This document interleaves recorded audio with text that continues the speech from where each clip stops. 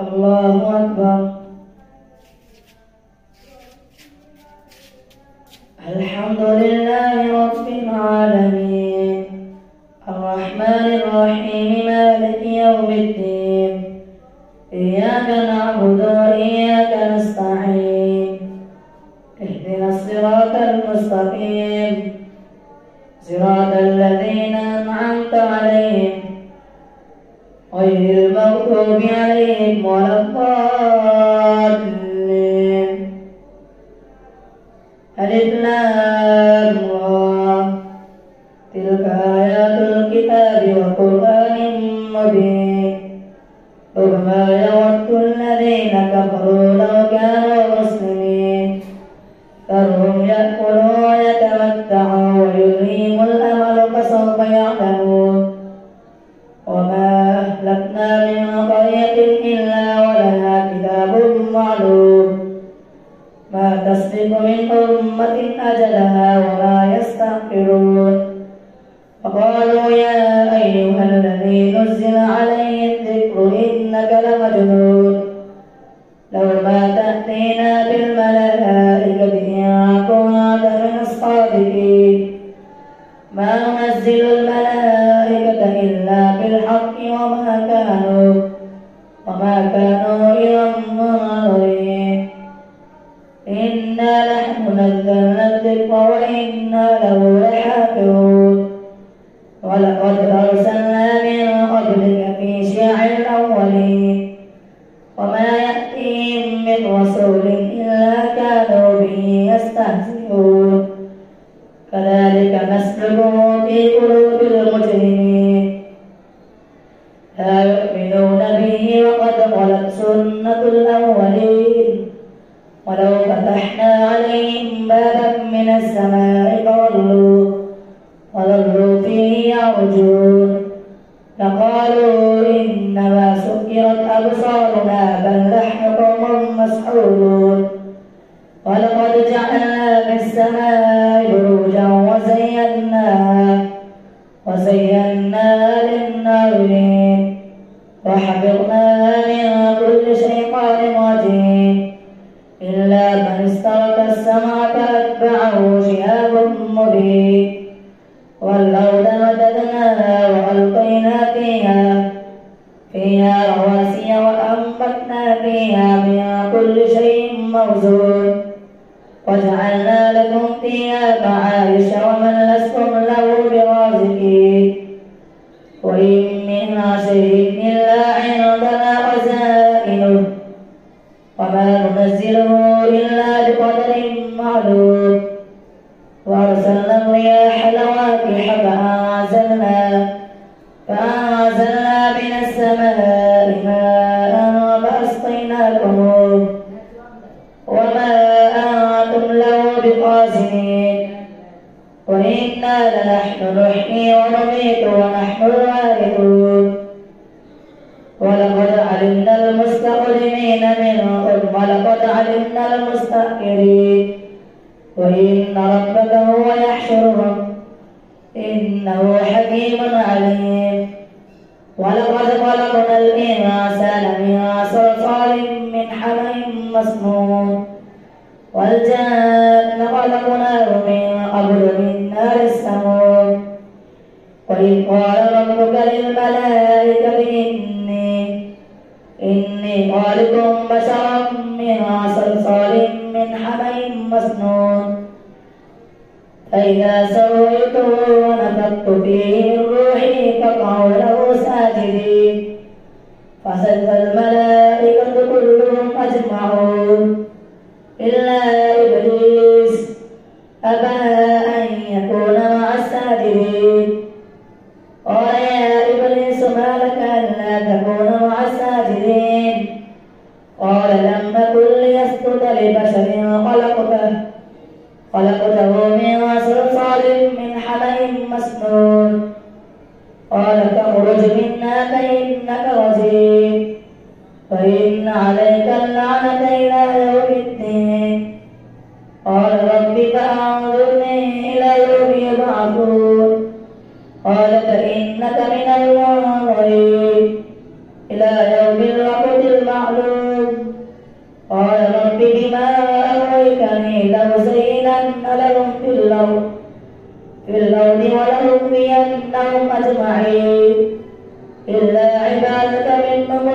مختصين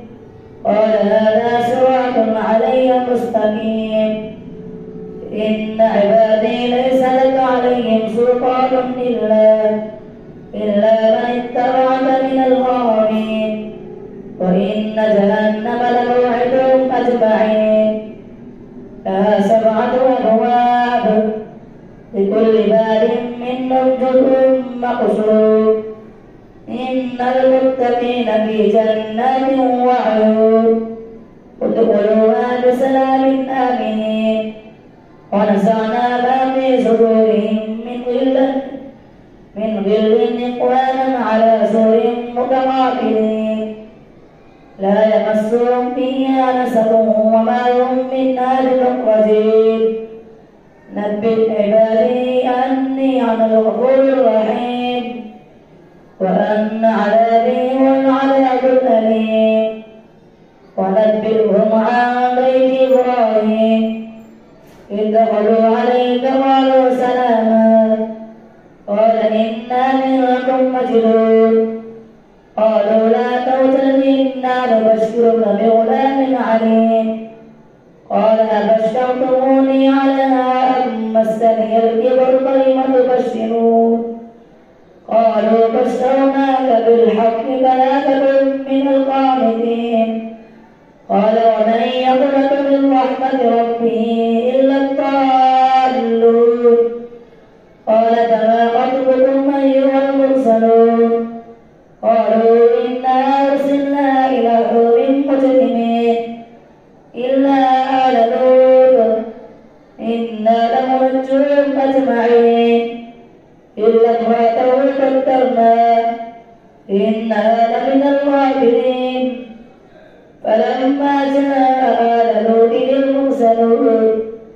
قال إنكم قوم منكرون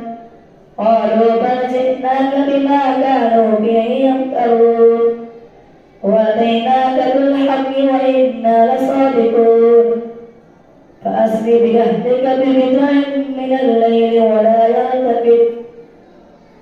واتبع أدبارهم ولا يلتفت منكم أحد وامضوا حيث تؤمرون فقضينا إليه ذلك الأمر أن دابر هؤلاء مقطوع مصبحين وجاء أهل المدينة يستبشرون قال إن هؤلاء ضيفي فلا تفتحون واتقوا الله ولا تخزون قالوا ولن ننهك عن العالمين قال هؤلاء بناتي إن كنتم فاعلين لعمرك إنهم لفي سكرتهم يعمهون فأخذتهم الصيحة مشرقين فجعلنا عليها سافلها وأمطرنا عليهم حجارة من سجيل إن في ذلك لآيات للمتوسمين وإنها لبسبيل مقيم إن في ذلك لآية للمؤمنين وإن كان أصحاب الأيكة لظالمين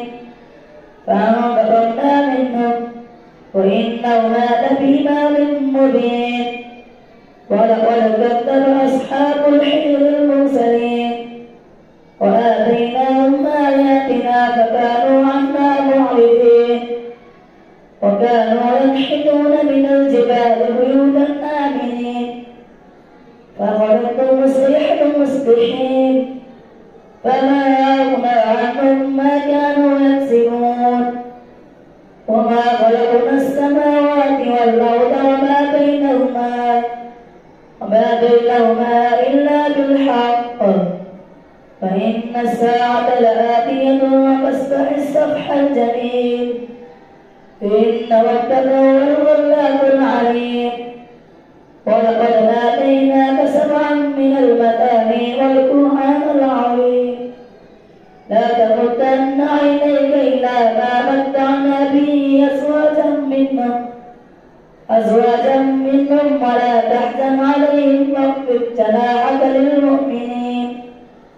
لقل إني النذير المبين كما أنزلنا على المقتسمين الذين جعلوا القرآن عظيم فربك لنسألنهم أجمعين عما كانوا يعملون فاصدع بما تؤمر وأعرض عن المشركين إنا كفيناك المستهزئين الذين يجعلون مع الله إلها آخر فسوف يعلمون ولقد نعلم أنك يضيق صدرك بما يقولون فسبح بحمد ربك وكن من الساجدين واعبد ربك حتى يأتيك اليقين الله أكبر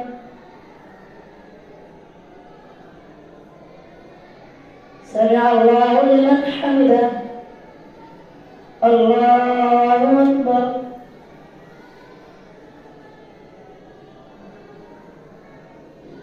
الله أكبر الله أكبر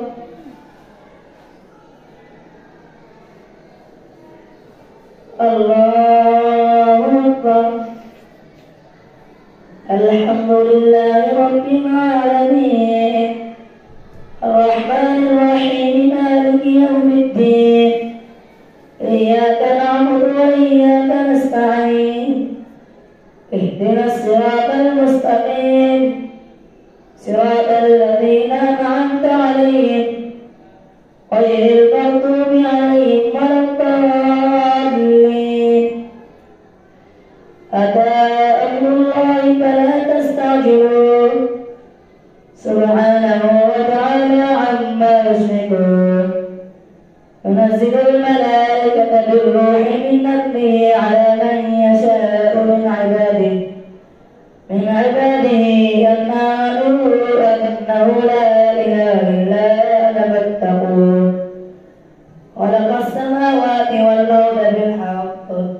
تعالى عما يشركون خلق الإنسان من نطفة فإذا هو خصيم مبين والأنعام خلقها لكم فيها دفء ومنافع ومنها تأكلون ولكم فيها جمال حين تريحون وحين تسرحون وتحمل أثقالكم إلى بلد لم تكونوا بالغيه إلا بشق الأنفس إن ربكم لرؤوف رحيم والخيل والبغال والحمير لتركبوها وزينة ويخلق ما لا تعلمون وعلى الله قصد السبيل ومنها جائر ولو شاء لهداكم أجمعين والذي أنزل من السماء ماء لكم منه شراب ومنه شجر فيه تسيمون ينبت لكم به الزرع والزيتون والنخيل والأعناب ومن كل الثمرات إن في ذلك لآية لقوم يتفكرون وسخر لكم الليل والنهار والشمس والقمر والنجوم مسخرات بأمره إن في ذلك لآيات لقوم يعقلون وما ذرأ لكم في الأرض مختلفا ألوانه إن في ذلك لآية لقوم يتفكرون وهو الذي سخر البحر لتأكلوا منه لحما طريا وتستخرجوا منه حلية تلبسونها وترى الفلك فيه مواخر ولتبتغوا من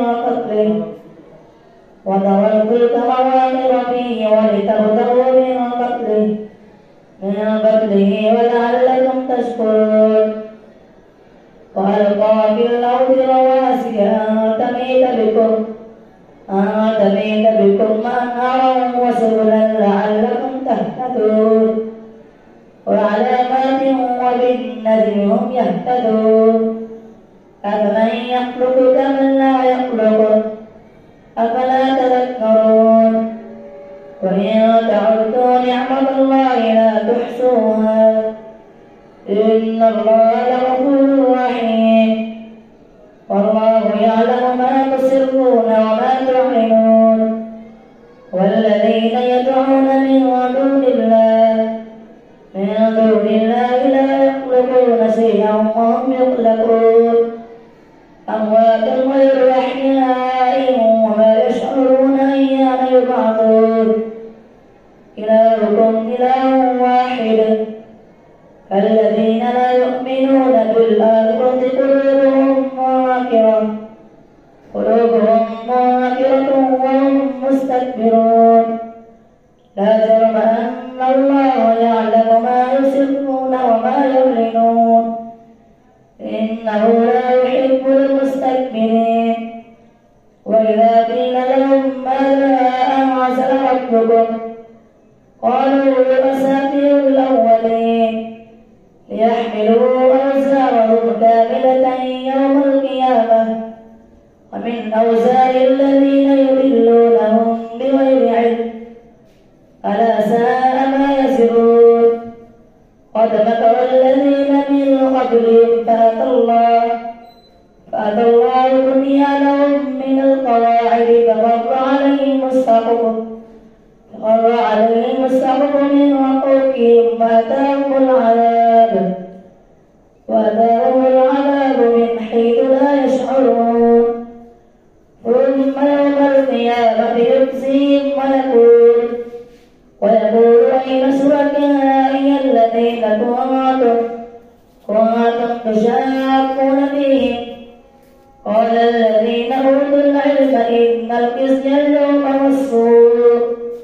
والسوء على الكافرين الذين توفاهم الملائكة ظالمي أنفسهم فألقوا الصلم ما كنا نعمل من سوء بلى إن الله عليم بما كنتم تعملون فادخلوا أبواب جهنم خالدين فيها فلبئس مثوى المتكبرين وقيل للذين اتقوا ماذا أنزل ربكم قالوا خيرا للذين أحسنوا في هذه الدنيا حسنة ولدار الآخرة خير ولنعم دار المتقين جنات عدن يدخلونها تجري من تحتها الأنهار لهم فيها ما يشاءون كذلك يجزي الله المتقين الذين توفاهم الملائكة طيبين يقولون سلام عليكم ادخلوا الجنة بما كنتم تعملون هل ينظرون إلا أن تأتيهم الملائكة أو يأتي أمر ربك كذلك فعل الذين من قبلهم وما ظلمهم الله ولكن كانوا أنفسهم يظلمون فأصابهم سيئات ما عملوا وحاق بهم ما كانوا به يستهزئون وقال الذين أشركوا لو شاء الله ما عبدنا من دونه من شيء نحن ولا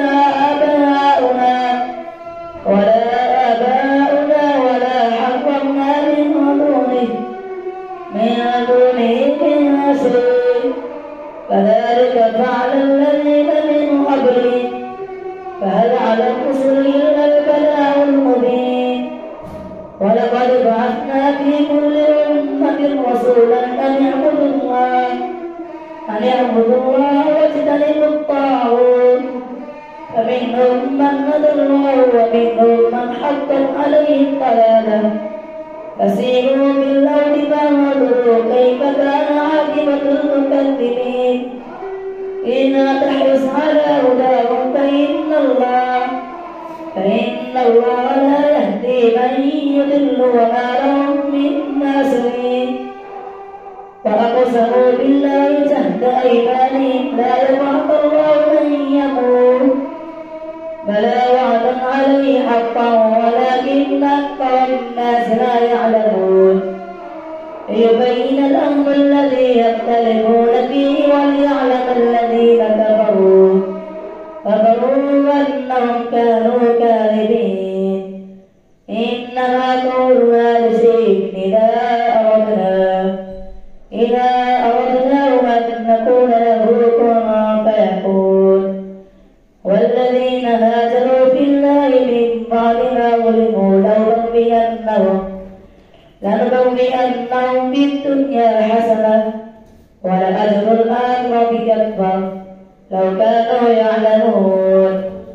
الذين صبروا وعلى ربهم يتوكلون وما أرسلنا من قبلك إلا رجالا نوحي إليهم فاسألوا أهل الذكر إن كنتم لا تعلمون بالبينات والزبر وأنزلنا إليك الذكر لتبين للناس ما نزل إليهم ولعلهم يتفكرون أفأمن الذين مكروا السيئات أن يخسف الله بهم الأرض أو يأتيهم العذاب من حيث لا يشعرون أو يأخذهم في تقلبهم فما هم بمعجزين أو يأخذهم على تخوف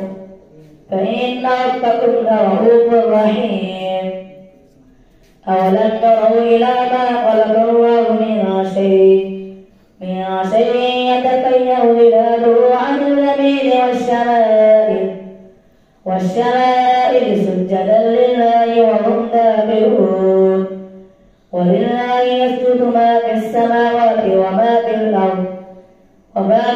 من دابة والملائكة وهم لا يستكبرون يخافون ربهم من فوقهم ويفعلون ما يؤمرون الله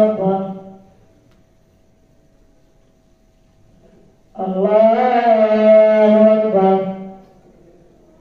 وقال الله لا تتخذوا إلهين اثنين إنما هو إله واحد فإياي فارهبون